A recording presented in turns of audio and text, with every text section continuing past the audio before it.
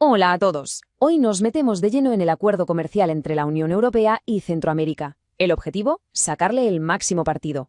Vamos a ver cuáles son esos documentos y procedimientos clave para que las mercancías mantengan sus beneficios arancelarios, o sea, que paguen menos impuestos en todo el trayecto. Esta es la pregunta del millón, ¿verdad? Para cualquier empresa que opera entre estas dos regiones, la clave está, como casi siempre, en el papeleo. En los próximos minutos vamos a desgranar cómo dominar esa documentación, basándonos siempre en la normativa oficial, para que todo sea más ágil y, por supuesto, más rentable. Vale, pues vamos al lío. Todo, absolutamente todo, empieza en el mismo punto. Para que un producto consiga ese trato preferencial, lo primero es demostrar su origen, y para eso hay un documento que es la piedra angular de todo el proceso.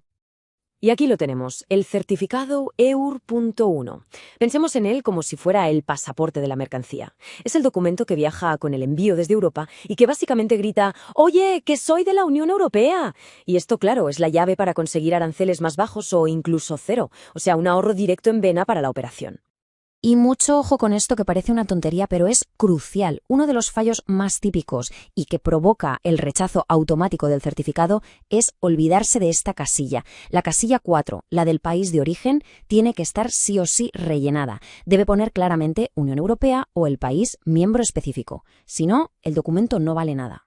Vamos a la casilla 8. Aquí la ambigüedad está prohibida. La descripción de las mercancías tiene que ser un calco de lo que pone en la factura comercial. Tiene que crear un lazo irrompible entre los dos documentos. Hablamos de marcas, números, tipo de bultos, todo tiene que cuadrar a la perfección. La idea es que la autoridad aduanera no tenga ni la más mínima duda. Bueno, y ahora la cosa se complica un poco. Entramos en lo que sería el verdadero meollo logístico.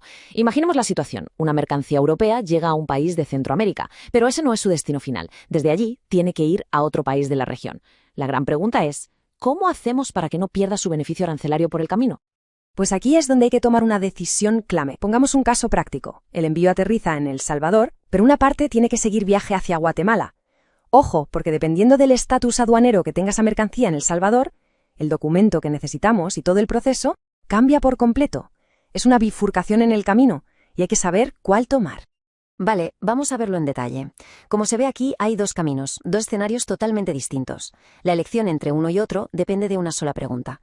¿La mercancía ha pasado ya por aduanas y se ha importado de forma definitiva o sigue, digamos, en tránsito, bajo control aduanero en un depósito fiscal sin haber pagado aún los impuestos de importación?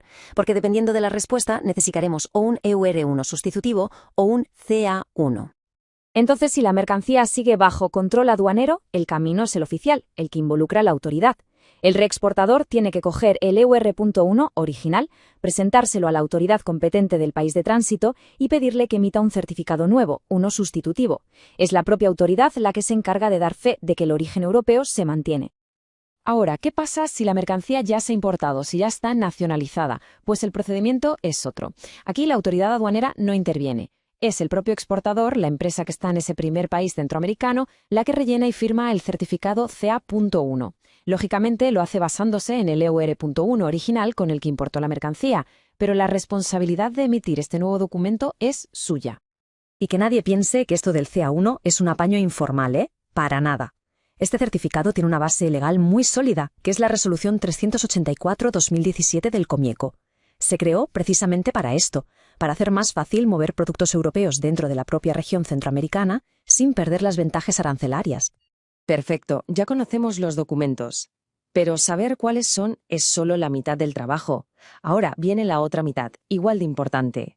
Cumplir las reglas del juego a rajatabla para evitar que nos paren la mercancía en la aduana, con los retrasos y los costes que eso supone. Y aquí es donde hay que tener un cuidado exquisito, porque estos son los errores que no se perdonan. Los que estamos viendo son fallos fatales. Vienen directamente del artículo 16 de las notas del acuerdo y no hay margen de negociación.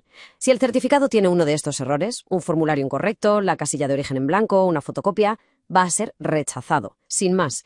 Y eso significa adiós al beneficio arancelario y hola a los problemas.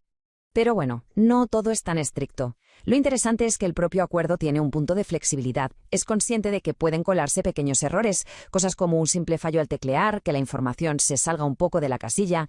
Mientras estos despistes no siembren dudas sobre lo fundamental, que es el origen de la mercancía, las aduanas suelen aceptarlos sin problema. Y ahora un consejo para simplificar. ¿Por qué no no todos los envíos necesitan el mismo nivel de burocracia. Hay una especie de vía rápida para las operaciones de poco valor que nos puede ahorrar un montón de tiempo y de papeleo. Fijémonos en esta tabla. Es la oficial, en este caso para El Salvador, que se actualiza periódicamente como indica la normativa, la DGA-2022-2025. La columna que nos interesa es la que dice declaración en factura. El valor que aparece ahí es nuestro umbral para el procedimiento simplificado. Y para El Salvador, según la circular para 2025, el número mágico es este, $6.683.